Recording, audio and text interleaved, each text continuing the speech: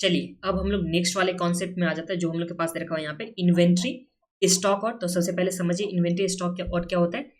जब स्टोर में इन्वेंट्री की क्वांटिटी सफिशिएंट ना होने के वजह से सप्लाई नहीं हो पाता प्रोडक्शन डिपार्टमेंट को, तो उस टाइम हम लोग क्या बोलते हैं, उसे स्टॉक आउट सिचुएशन बोलते हैं। एक बार फिर से यहाँ पे देख लीजिए, when inventory item could not be supplied, यहाँ पे could not be supplied, supply नहीं हो पाती है due to insufficient stock in store. तो यहाँ पे स्टोर में स्टॉक की कमी के वजह से, यहाँ पे इनसफिशियंट क्वांटिटी में स्टॉक के वजह से सप्लाई नहीं हो पाता, उसे हम लोग क्या बोलते हैं, स्टॉक आउट सिचुएशन बोलते हैं।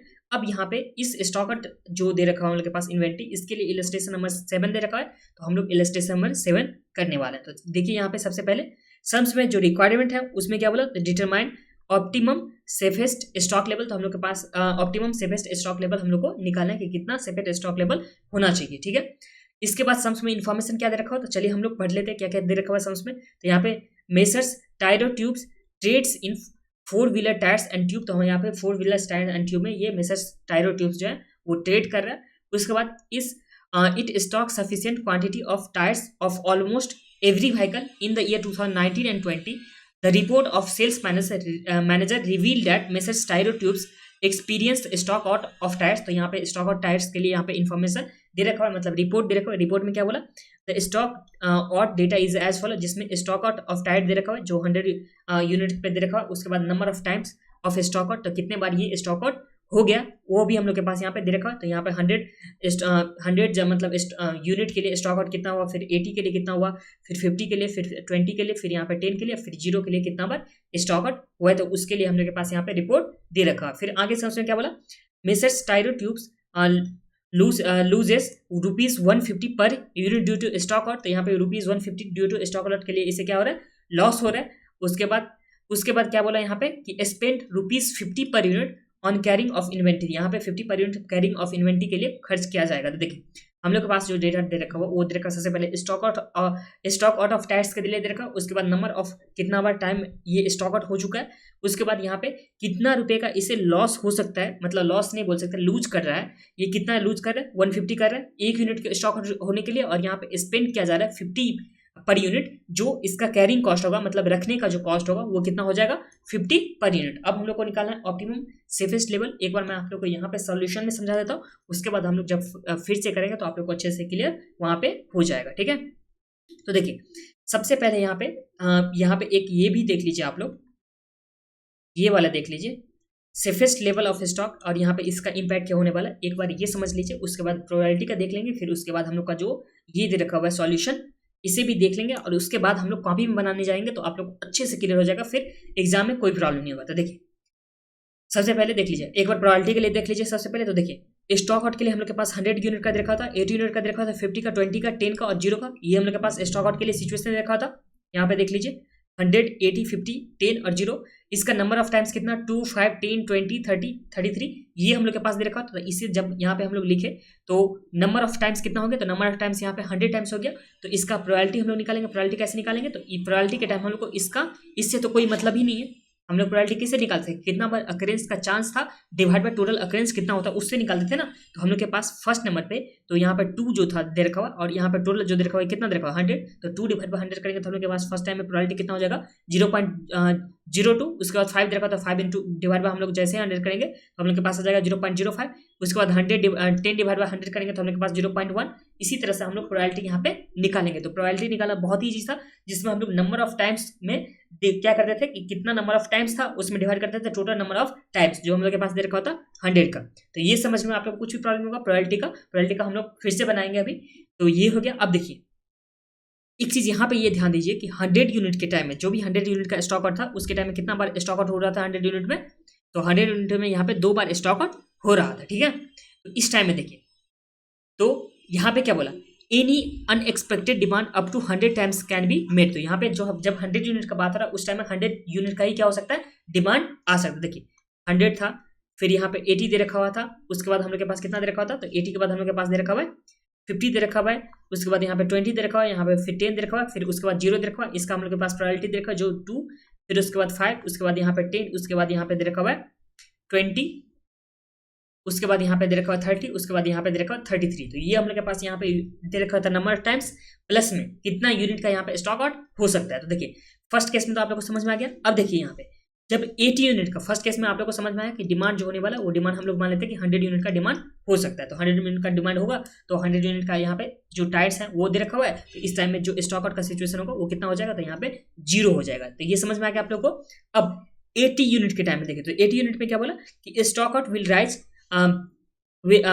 stock out will only rise if unexpected demand will rise for 100 unit. It can be cases of 20 unit will be remain unsatisfied. The probability of the unexpected demand for 100 unit is 0.02। तो इसको आप लोग अच्छे से समझिए। देखिए एक बार फिर से ये वाली जो हम लोग के पास डेटा दे रखा हुआ वो टायर्स का दे रखा हुआ, स्टॉक आउट ऑफ टायर दे रखा हुआ और ये नंबर ऑफ टाइम्स का हम लोग के पास दे रखा हुआ है। जब हम लोग के पास 100 का दे रखा हुआ तो इस 100 टाइम में हम लोग क्या मान सकते हैं कि डिमांड जो मैक्सिमम हो सकता है वो कितना हो सकता है, 100 का हम लोग का यहाँ पे डिमांड हो सकता है। ठीक है, जब यहाँ पे 80 दे रखा हुआ है तो 80 के टाइम में हम लोग मैक्सिमम डिमांड कितना मान सकते हैं, यहाँ पे मैक्सिमम डिमांड मान सकते हैं यहाँ पे 100 का हो सकता है। तो जब 100 का डिमांड हो सकता है यह हम लोग का दूसरा डिमांड हो सकता है, 80 का दूसरा हो सकता है, फिर तीसरा हो सकता है 50 का, यहाँ पे फिर 20 का हो सकता है, फिर यहाँ पे 10 का हो सकता है, फिर 0 का हो सकता है। तो कब कब स्टॉक आउट आ सकता है, तो इस केस में तो स्टॉक आउट आएगा नहीं। फिर 10 के डिमांड के टाइम में 80 यूनिट तो इसके पास है तो स्टॉक आउट आएगा नहीं। फिर 20 यूनिट है, 20 यूनिट का डिमांड आया और यहाँ पे इसके पास 100 यूनिट 880 यूनिट इसके पास है तो यहाँ पे स्टॉक आउट नहीं होगा। फिर 80 यूनिट के टाइम में 80 यूनिट है तो इसके पास स्टॉक आउट का नहीं आएगा। बट यहीं पे अगर 100 यूनिट का डिमांड आ जाएगा तो कितना स्टॉक आउट हो सकता है, तो इस केस में 20 का स्टॉक आउट हो सकता है। इसी तरह से 50 का देखें तो 50 के टाइम में कितना हो सकता है, तो यहाँ पे डिमांड या तो 100 हो सकता है या 80 हो सकता है, यहाँ पे या 50 हो सकता है, यहाँ पे 20 हो सकता है या 10 हो सकता है या 0 हो सकता है। इस तरह से डिमांड यहाँ पे हो सकती है। तो जब 50 के टाइम में 100 का डिमांड हो जाएगा तो कितने का स्टॉक आउट हो जाएगा, तो इस केस में यहाँ पे 50 का स्टॉक आउट हो जाएगा। फिर अगर 80 का डिमांड आ जाएगा तो इस टाइम में कितना का स्टॉक आउट हो जाएगा, तो ये 30 का स्टॉक आउट हो जाएगा। जब 50 का डिमांड आएगा और 50 इसके पास है ही तो कुछ भी आएगा, कुछ भी यहाँ पे स्टॉक आउट होगा तो answer is no, stock out तो कुछ भी नहीं होगा।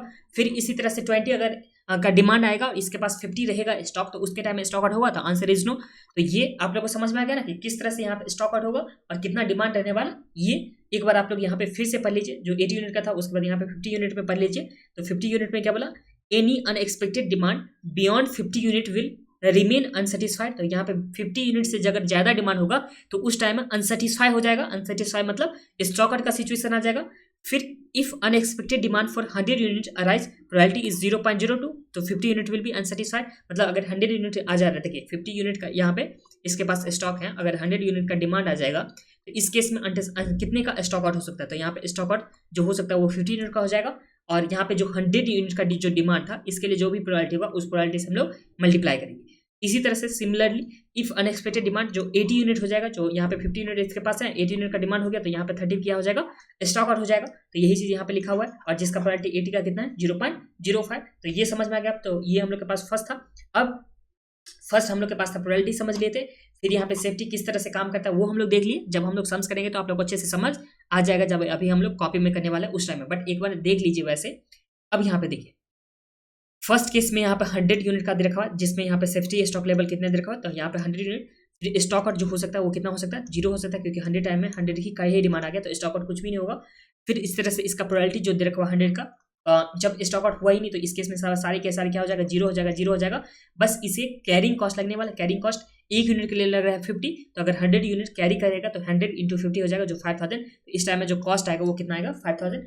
इसी तरह से सेकंड केस में देखिए तो यहाँ पे सेकंड केस में जब 80 यूनिट रहेगा तो इस टाइम में स्टॉक आउट कितना हो सकता है, तो जब डिमांड अगर 100 का हो सकता है, यहाँ पे डिमांड कितने का हो सकता है, 100 का हो सकता है, 100 के टाइम में ही स्टॉक आउट आएगा जो कितना आएगा, 20 का स्टॉक आएगा। इसी तरह से 50 में, तो 50 में या तो 100 यूनिट आ सकता है या 80 यूनिट आ सकता है, तभी स्टॉक आउट होगा। तो 100 यूनिट के टाइम में कितना स्टॉक आउट होगा, 50 यूनिट, और 80 के टाइम में कितना हो जाएगा, तो 30 यूनिट का स्टॉक आउट। और यहाँ पे जब 100 डिमांड रहेगा तो इसका प्रोबेबिलिटी जो भी रहेगा उससे मल्टीप्लाई करेंगे और 80 में हम लोग इसके प्रोबेबिलिटी से मल्टीप्लाई करेंगे तो हम लोग के पास कितना आ गया।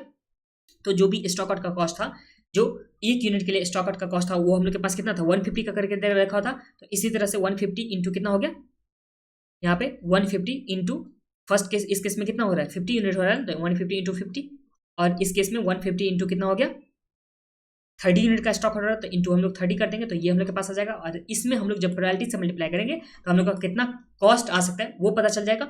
इसी तरह से हम लोग इसका कैरिंग कॉस्ट निकालेंगे। कैरिंग कॉस्ट कैसे निकालेंगे, तो देखिए जब 80 यूनिट का बात रहेगा तो 80 इंटू हम लोग का एक यूनिट के लिए कैरिंग कॉस्ट कितना लग रहा है, 50 लग रहा है, तो 80 इंटू 50 कर लेंगे।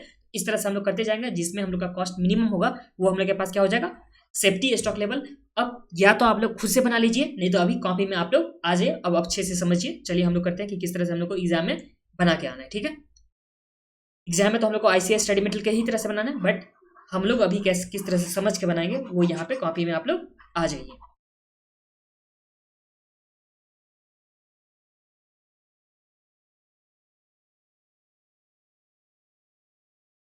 देखिए, एक यूनिट के लिए जो यहाँ पे लूज कर सकता है वो कितना कर सकता है, 150, और इसका कैरिंग कॉस्ट जो दे रखा होता है यहाँ पे 50 हम लोग के पास दे रखा हुआ है। इसे मैं लिख देता हूँ यहाँ पे, जो कॉस्ट हो गया पर यूनिट का जो कितना हो जाएगा 150 हो जाएगा, और यहाँ पे कैरिंग कॉस्ट जो हो जाएगा वो कितना हो जाएगा, ₹50 करके कैरिंग कॉस्ट हो जाएगा। प्लस में यहाँ पे हम लोग के पास दे रखा हुआ है, डेटा दे रखा है। तो चलिए हम लोग सबसे पहले क्या निकालेंगे, रॉयल्टी निकालेंगे। आ जाइए, ये रहा इलस्ट्रेशन नंबर कौन सा, तो इलस्ट्रेशन नंबर 7। तो यहाँ लिखिए इलस्ट्रेशन नंबर 7। इसमें सबसे पहले calculation of probability of stock out, calculation of probability of stock out. Stock out का हम लोग प्रोबेबिलिटी यहाँ पे निकाल रहे हैं।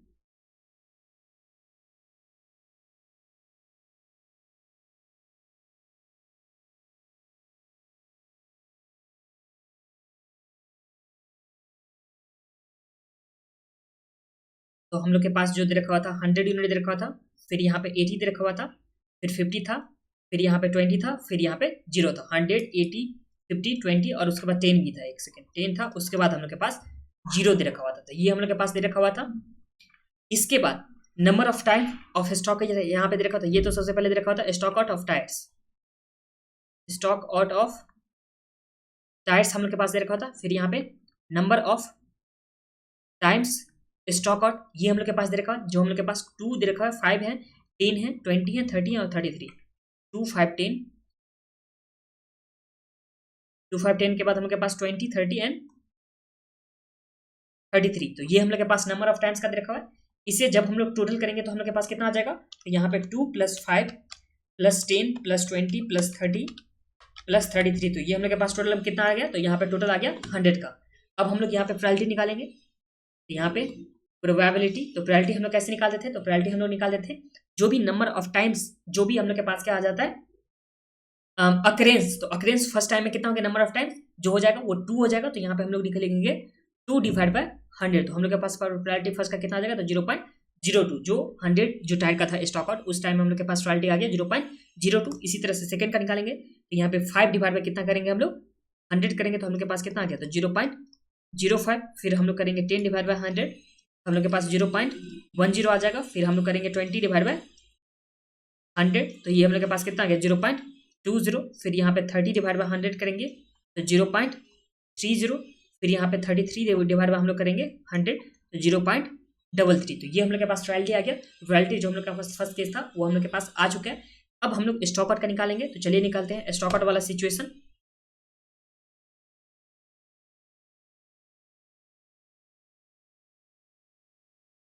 यहाँ लिखिए,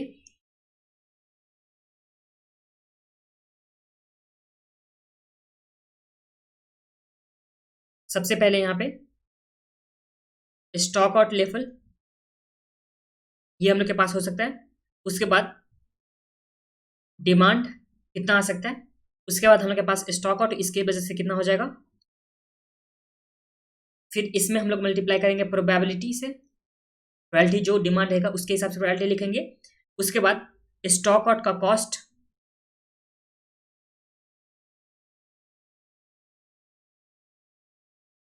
फिर एक्सपेक्टेड स्टॉक आउट कॉस्ट,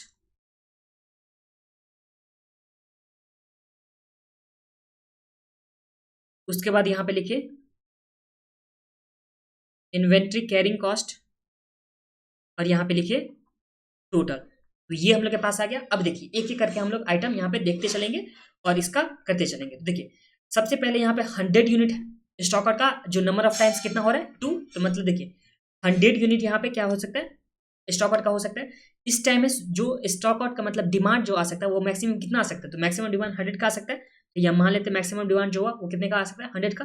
तो अगर 100 यूनिट यहाँ पे स्टॉक आउट के लिए मतलब दे रखा हुआ है, इसमें मैक्सिमम 100 यूनिट का यहाँ पे डिमांड आ सकता है। तो देखिए 100 यूनिट इसके पास है प्लस में 100 यूनिट का क्या आ सकता है डिमांड आ सकता है। तो इस टाइम में स्टॉक आउट हुआ होगा कुछ भी, तो आंसर इज नो। तो इस टाइम में कुछ भी स्टॉक आउट नहीं होगा, इसका प्रायोरिटी हम लोग के पास 0.02 दे रखा हुआ है और स्टॉक आउट यूनिट कुछ हुआ ही नहीं, तो इसका कॉस्ट भी तो हम लोग के पास नहीं आएगा ना। कॉस्ट कैसे निकालते हैं, तो जो हम लोग के पास यहाँ पे स्टॉक आउट होता, स्टॉक आउट जो भी हम लोग के पास यूनिट होता, अब इस यूनिट में हम लोग के पास जो प्राइस दे रखा हुआ था एक यूनिट के लिए स्टॉक आउट का, वो कितना दे रखा था 150। तो इसमें अगर हम लोग 150 से मल्टीप्लाई करते तो हम लोग के पास क्या जाता था, इसका कॉस्ट आता था।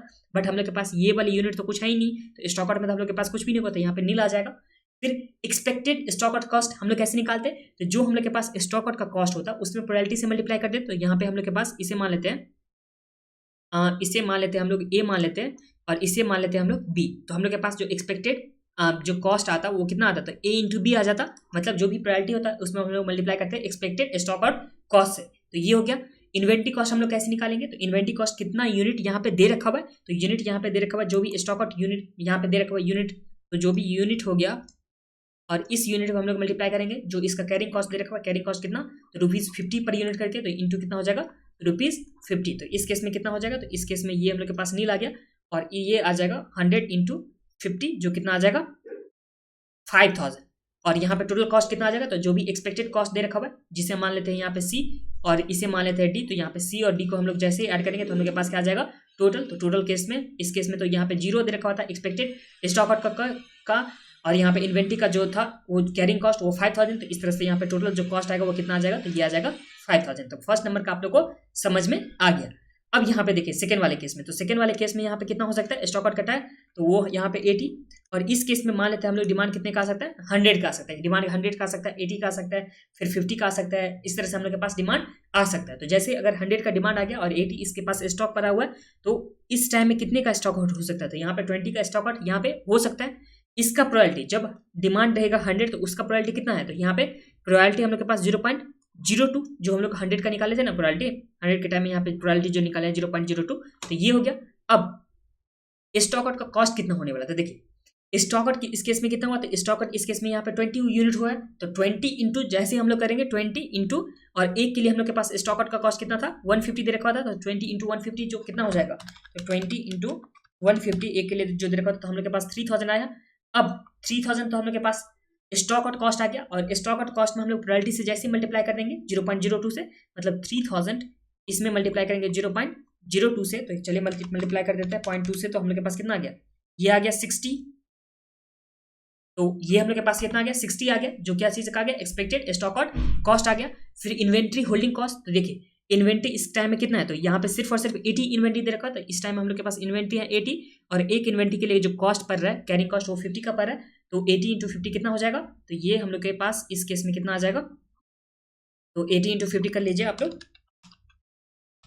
तो हम लोग के पास कितना आ गया 4000। तो ये हम लोग के पास आ गया 4000 जो क्या आ गया इन्वेंट्री कॉस्ट। इस तरह से हम लोग टोटल कॉस्ट निकालेंगे, तो जो हम लोग के पास एक्सपेक्टेड कॉस्ट कितने का 60 का है प्लस में 4000, तो ये कितना आ जाएगा, तो यहाँ पे आ जाएगा 4060। तो ये समझ में आ गया आप लोग का, ये हम लोग के पास फर्स्ट नंबर दे रखा हुआ था, ये हम लोग के पास सेकंड नंबर का आ गया। अब हम लोग निकालते हैं यहाँ पे थर्ड वाले नंबर का, तो थर्ड वाले नंबर में कितना है 50 यूनिट का दे रखा हुआ, तो चलिए लिखते हैं यहाँ पे 50 यूनिट। अब इसके टाइम में डिमांड कितने का आ सकता है, जिस टाइम में स्टॉक आउट होगा तो यहाँ पे डिमांड या तो 100 का आ सकता है, ये वाली 100 का आ सकता है, या हम लोग के पास डिमांड आ सकता है 80 का, और यहाँ पे जब 50 का डिमांड आएगा तो उस टाइम में तो स्टॉक आउट होगा ही नहीं, तो हम लोग इसलिए उसको नहीं लिखे।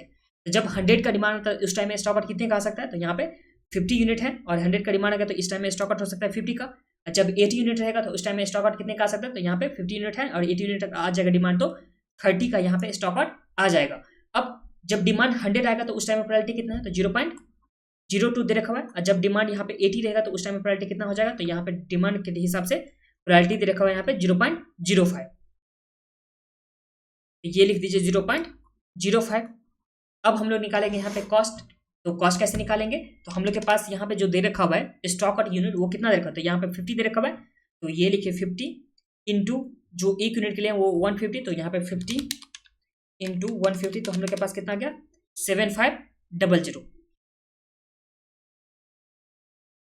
फिर इस केस में कितना आ जाएगा, तो यहाँ पे जो दे रखा हुआ है हम लोग के पास यूनिट जो दे रखा हुआ है स्टॉक आउट को वो दे रखा हुआ है 30, तो 30 इंटू 150 आ जाएगा, तो ये कितने का आ गया 4500। 00 का था। ये हम लोग के पास क्या आ गया, यहाँ पे एक्सपेक्टेड, सबसे पहले स्टॉक आउट कॉस्ट आ गया।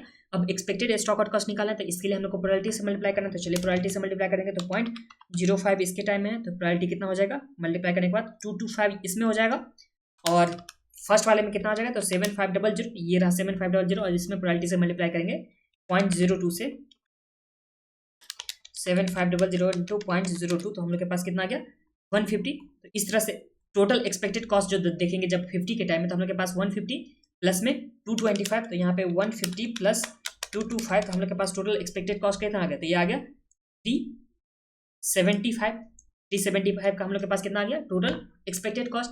अब कैरिंग कॉस्ट कितना हो जाएगा, तो कैरिंग इस टाइम में कितना इन्वेंट्री कैरिंग हो रहा है, तो यहाँ पे 50 इन्वेंट्री कैरिंग होगा, तो 50 इन्वेंट्री इंटू एक इन्वेंट्री के लिए यहाँ पे 50 का कॉस्ट लग रहा था, तो 50 इंटू 50 कितना हो जाएगा, तो ये हम लोग के पास हो जाएगा 2500। तो इसका टोटल भी हम लोग के पास कितना हो जाएगा 2500। अब दोनों को हम लोग ऐड करेंगे तो 2500 प्लस में 375, तो हम लोग के पास टोटल कितना आ जाएगा, तो ये आ जाएगा 2875। तो 2875 हम लोग के पास क्या आ गया टोटल कॉस्ट आ गया। तो ये समझ में आ गया आप लोग को। अब नेक्स्ट वाले आइटम में चलते, तो नेक्स्ट वाले हम लोग के पास जो 50 यूनिट का था, अब 50 यूनिट के बाद हम लोग के पास कौन सा यूनिट हो जाएगा, तो ये हम लोग के पास आ जाएगा ये 20 यूनिट का। तो चलिए लिखते हैं यहाँ पे 20 यूनिट का। तो ये जब 20 यूनिट का लिखते हैं तो 20 यूनिट के टाइम में यहाँ पे डिमांड हो सकता है मैक्सिमम 100 हो सकता है, फिर या तो 80 हो सकता है या 50 हो सकता है, जब जिस टाइम में स्टॉक आउट आएगा। जब 100 डिमांड होगा और यहाँ पे 20 यूनिट इसके पास है, तो कितने का स्टॉक आउट होगा, इस टाइम में 80 का हो जाएगा, इस टाइम में कितने का हो जाएगा 60 का हो जाएगा, इस टाइम में कितने का हो जाएगा 30 का हो जाएगा। और जब 100 रहेगा यहाँ पे क्या, जब 100 यहाँ पे रहने वाला है डिमांड, तो इस टाइम में इसका प्रायोरिटी कितना है 0.02 का। फिर जब 80 रहने वाला तो उस टाइम में यहाँ पे प्रायोरिटी है 0.05 का, और जब 50 रहने वाला तो उस टाइम में यहाँ पे प्रायोरिटी दे रखा हुआ है 0.10 का। तो चलिए लिखते हैं 0.10। अब हम लोग कॉस्ट निकालेंगे, तो कॉस्ट तो हम लोग सिंपली किससे मल्टीप्लाई करते हैं 150 से मल्टीप्लाई करते हैं, किसमें इसमें 150 से हम लोग मल्टीप्लाई करके लिख देंगे सारे में। तो यहाँ पे 80 इंटू 150, तो हम लोग के पास कितना आ गया 12000। अब इस 12000 में हम लोग इससे मल्टीप्लाई कर देते, जो प्रायोरिटी होता था, तो हम लोग के पास आ जाता था एक्सपेक्टेड कॉस्ट वाला। तो यहाँ पे 12000 इंटू 0.02, तो हम लोग के पास कितना आ गया 240 आ गया। यहाँ पे लिख देता हूँ 240 फर्स्ट वाले केस में। फिर इसी तरह से सेकंड का निकालेंगे, तो सेकंड हम लोग कैसे निकाले थे, तो जो ये दे रखा था इसमें हम लोग 150 से मल्टीप्लाई कर देते ये वाली कॉलम में। इस वाले कॉलम में हमको अगर ए मान ले, तो इस ए में हम लोग 150 से मल्टीप्लाई करते तो हम लोग के पास ये वाली कॉलम आ जाता था। और जो हम लोग इसे मान लेते हैं बी, तो अगर बी में हम लोग प्रायोरिटी से मल्टीप्लाई कर देते थे, इसे मान लेते हैं डी, तो ये हम लोग के पास आ जाता था किसका, तो हम लोग के पास आ जाता था जो प्रायोरिटी करने के बाद होता था उस वाला। तो इसे मैं एक बार के लिए इरेज ही कर देता हूँ, आप लोग ऐसे ही आप लोगों को आ जा रहा है।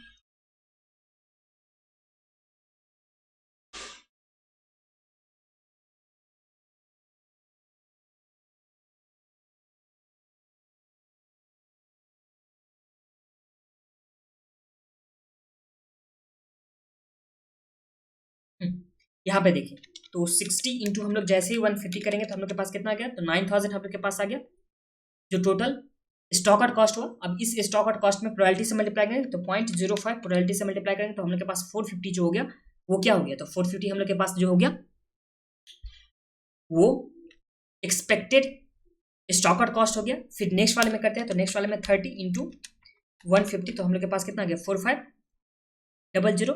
अब इस 4500 में 0.10 से हम लोग मल्टीप्लाई करेंगे तो ये हम लोग के पास कितना आ गया 450 आ गया। अब हम लोग सारी को ऐड कर लेंगे तो टोटल एक्सपेक्टेड कॉस्ट आ जाएगा। तो यहाँ पे 450 प्लस 450 प्लस 240, तो हम लोग के पास टोटल एक्सपेक्टेड कॉस्ट कितना आ गया, तो ये आ गया 1140 का।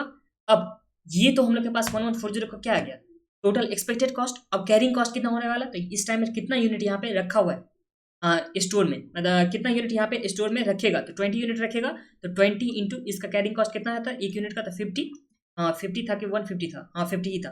तो 20 इंटू 50 कितना हो गया, तो 20 इंटू 50, तो हम लोग के पास आ गया 1000। तो इस टाइम में कैरिंग कॉस्ट का टोटल कितना हो जाएगा 1000। तो इस तरह से टोटल कॉस्ट कितना हो गया, तो 1000 प्लस 1140, तो ये हम लोग के पास आ गया 2140 का टोटल यहाँ पे कॉस्ट आएगा जब 20 यूनिट का हम लोग कर रहे थे तब। अब 20 यूनिट के बाद हम लोग के पास कितना यूनिट दे रखा है, तो हम लोग के पास दे रखा है 10 यूनिट का। तो चलिए हम लोग 10 वाले यूनिट में करते हैं। तो सबसे पहले यहाँ लिखेंगे 10 यूनिट। अब 10 यूनिट के टाइम में कितना कितना डिमांड आ सकता है जिस टाइम में स्टॉक आउट होगा, तो या तो आ सकता है 100 यूनिट का, उसके बाद या तो आ सकता है 80 यूनिट का। 100 यूनिट कहाँ से लिख रहे हैं, तो यहाँ पे 100, 80, 50 और 20 यूनिट तक आ सकता है। तो यहाँ पे 80 के बाद 50 था, फिर हम लोग के पास जो दे रखा होता है 50 के बाद हम लोग के पास 20 यूनिट, तो इस तरह से यहाँ पे डिमांड आ सकता था। तो इस तरह से डिमांड आएगा तो यहाँ पे स्टॉक आउट कितने का हो जाएगा, तो फर्स्ट केस में 90 का हो जाएगा, सेकंड वाले केस में 70 का हो जाएगा, फिर यहाँ पे 40 का हो जाएगा, और यहाँ पे स्टॉक आउट कितने का हो सकता है, 10 का हो सकता है। फिर इसका प्रोबेबिलिटी लिखते थे, तो चलिए हम लोग प्रोबेबिलिटी लिखेंगे। प्रोबेबिलिटी कैसे लिखेंगे, प्रोबेबिलिटी हम लोग को यहाँ पे दे रखा हुआ है जो 0.2, 0.5, 0. फिर 0. हम लोग के पास 50 के टाइम में 0.1 था, फिर यहाँ पे 20 के टाइम में 0.2 आ गया था। तो चलिए लिखते हैं 0.02, फिर 0.02 के बाद कितना था, 0.05 था, फिर 0.1 था, 10, फिर यहाँ पे 0.20 ही है ना। तो ये हम लोग के पास प्रोबेबिलिटी भी लिख दिए। अब प्रोबेबिलिटी लिखने के बाद जो हम लोग के पास स्टॉक आउट का कॉस्ट होता था वो 1 यूनिट के लिए 150 था, और यहाँ पे स्टॉक आउट जितने यूनिट रहेगा, ये तो हम लोग के पास स्टॉक आउट का दे रखा हुआ था ना, तो जितना यूनिट रहेगा उसमें हम लोग 150 से मल्टीप्लाई करेंगे तो हम लोग के पास आ जाएगा, तो 90 × 150 करेंगे तो हम लोग के पास कितना आ गया, तो ये आ गया स्टॉक आउट का कॉस्ट जो आ जाएगा 13,500।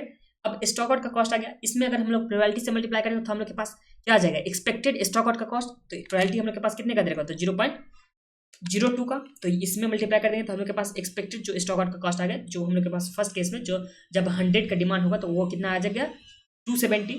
फिर नेक्स्ट का निकाल दे तो यहाँ पे 70 × 150 करेंगे तो हम लोग के पास कितना आ जाएगा, 10,500। इसमें मल्टीप्लाई करेंगे 0.05 से तो हम लोग के पास आ गया 525 का। फिर उसके बाद 40 × 150 तो हम लोग के पास कितना आ गया, 6,000। इसमें 0.1 से मल्टीप्लाई करेंगे तो हम लोग के पास कितना आ गया, 600 का। फिर 10 × 150 करेंगे तो 1500 आ गया। 1500 में 0.2 से मल्टीप्लाई करेंगे तो हम लोग के पास कितना आ गया, 300। अब हम लोग टोटल एक्सपेक्टेड कॉस्ट को यहाँ पे ऐड करेंगे तो 300 + 600 + 525 + 270, तो हम लोग के पास कितना आ गया टोटल, ये आ गया 1695। ये हम लोग के पास कितना आ गया, 1695 आ गया। और इस टाइम में हम लोग के पास कैरिंग कॉस्ट कितना हो जाएगा, तो देखिए इस टाइम में कैरिंग जो करेगा कितना यूनिट कैरी करके रखेगा, तो ये 10 यूनिट, और 1 यूनिट के लिए कैरिंग कॉस्ट कितना है, 50, तो 10 × 50 कितना हो गया, तो ये हम लोग के पास 500। तो यहाँ पे कैरिंग कॉस्ट कितना हो जाएगा, 500, तो 1695 + 500, तो इस तरह से हम लोग के पास टोटल जो कॉस्ट आएगा वो कितना आएगा, 2195। तो इस तरह से टोटल कॉस्ट हम लोग के पास इस केस में 2195 आ गया। अब जो नेक्स्ट यूनिट यहाँ पे दे रखा वो कितने का दे रखा था, यहाँ पे 0 यूनिट। जब 0 यूनिट यहाँ पे कैरी करके रखेगा तो उस टाइम में क्या होने वाला है, तो चलिए लिखते हैं यहाँ पे, जब ये 0 यूनिट होगा तो हम लोग के पास यहाँ पे डिमांड रह सकता है 100 का, फिर आ सकता है 80 का, फिर आ सकता है 50 का, फिर आ सकता है 20 का, फिर आ सकता है यहाँ पे 10 यूनिट का। इस तरह से हम लोग के पास डिमांड आ सकता है।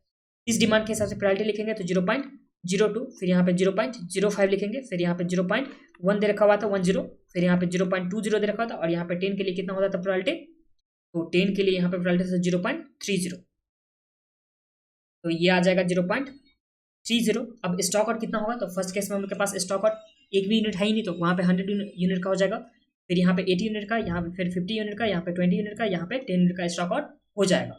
फिर 100 को जब हम लोग 150 से मल्टीप्लाई करेंगे तो हम लोग के पास एक्सपेक्टेड नहीं, सिर्फ आ जाएगा स्टॉक आउट का कॉस्ट। तो 100 × 150 कितना आ जा रहा है, इस केस में 15,000, फिर 80 × 150, तो हम लोग का सेकेंड वाले केस में कितना आ गया, 12,000 आ गया।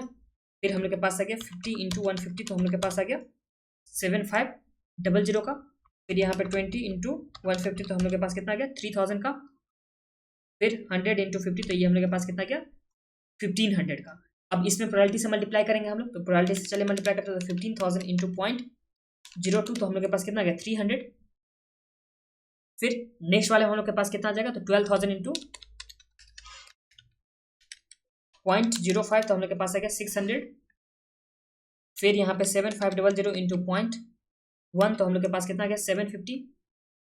फिर 3 इसमें आ जाएगा 600, फिर इसमें आ जाएगा 1500 × 0.3, तो ये आ गया 450। अब हम लोग सब सारे को ऐड कर लेंगे, तो चलिए ऐड करते हैं। तो 450 + 600 + 750 + 600 + 300, तो हम लोग के पास कितना आ गया, 2700। तो 2700 हम लोग के पास एक्सपेक्टेड क्या, तो एक्सपेक्टेड हम लोग के पास स्टॉक आउट कॉस्ट आ गया। फिर यहाँ पे इस टाइम में कैरिंग कॉस्ट तो कुछ भी नहीं होगा, क्योंकि 0 यूनिट है और 1 यूनिट के लिए 50 लगता था, तो यहाँ पे 0 ही हो जाएगा, तो कैरिंग कॉस्ट इस केस में कुछ भी नहीं लगा। तो टोटल हम लोग के पास जो आ गया कॉस्ट वो कितना आ गया, तो 2700। तो इस तरह से हम लोग यहाँ पे निकाल चुके हैं कि कॉस्ट, टोटल कॉस्ट कितना होने वाला है, जब कितना कितना यूनिट यहाँ पे रहने वाला है, किस में, स्टोर में अगर यहाँ पे कितना कितना यूनिट होगा तो उस तरह से कितना यहाँ पे कॉस्ट पड़ने वाला है। और इस कॉस्ट के हिसाब से यहाँ पे हम लोग के पास जो जिस टाइम में मिनिमम कॉस्ट होगा वही क्या हो जाएगा, सेफेस्ट स्टॉक। तो यहाँ पे मिनिमम जो हम लोग के पास यहाँ पे कॉस्ट आया है वो कितना आया था 212410 आया, 2140 आया, जो हम लोग के पास जिस टाइम में कितना स्टॉक मेंटेन करके रखेगा, तो 20 यूनिट अगर जब स्टॉक मेंटेन करके रखेगा तो उस टाइम में यहाँ पे 2140 का क्या आ जाएगा, मिनिमम कॉस्ट आता है, जिसके वजह से यहाँ पे 20 यूनिट जो हुआ वो क्या हो गया, सेफेस्ट यूनिट हो गया। तो चलिए यहाँ पे आंसर में भी देख लीजिए।